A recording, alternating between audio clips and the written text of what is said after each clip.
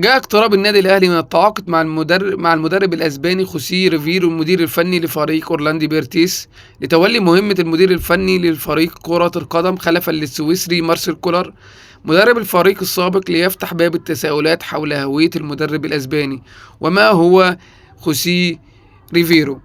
ولد لويس خوسيه ريفيرو في 15 سبتمبر 1977 في مدينة فيجو الأسبانية. يعد ريفيرو من أبرز المدربين في الكرة الجنوب الأفريقي مؤخرا، بعدما قاد الأورلاندي لتحقيق لقب الكاس مرتين متتاليتين إلى جانب تتويجه بكاس الرابطة الموسم الماضي. واجه ريفيرو النادي الأهلي في مباراتين خلال الموسم الجاري ببطولة دوري أبطال أفريقيا خلال دوري المجموعات، حيث تعادل في مباراة وفاز في أخرى على استاد القاهرة بنتيجة 2-1. خسر أورلاندو لقب الدوري الجنوب الأفريقي وكأس جنوب أفريقيا خلال الموسم الجاري مع المدرب الأسباني ريفيرو.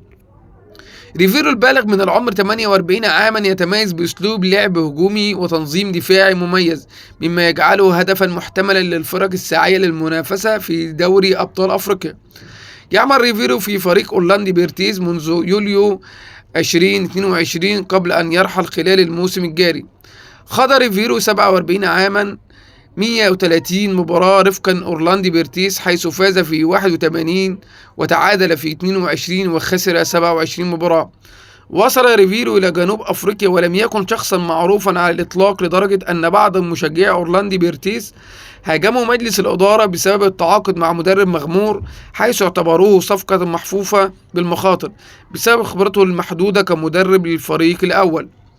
لكن تحدي المدرب صاحب ال 48 عاما الكل حقق إنجازا غير مسبوقا لنادي أورلاندي بيرتيز، حيث قاد فريقه للتتويج ب3 نسخ من بطولة MTN 8 ليكون أول فريق يفوز باللقب 3 مرات متتالية في التاريخ.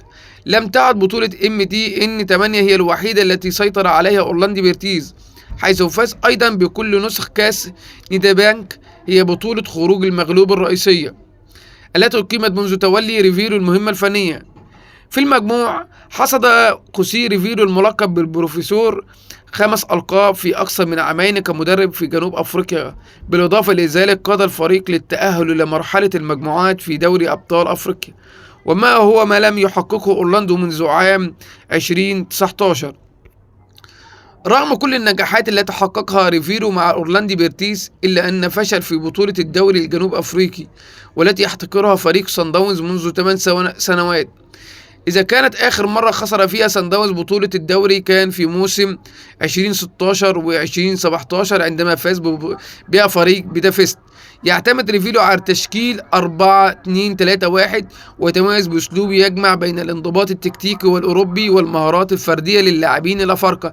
عدد المباريات لخوسيه ريفيرو 232 مباراة، عدد الانتصارات 137 مباراة، نسبة الفوز حوالي 59%، متوسط النقاط لكل مباراة 1.92 نقطة. ايه رأيك في المدرب الجديد ده؟ مدرب نادي الأهلي الجديد. قول لي ايه رأيك في التعليقات. المدرب ده ما تنساش الاشتراك في القناة وفعل الجرس.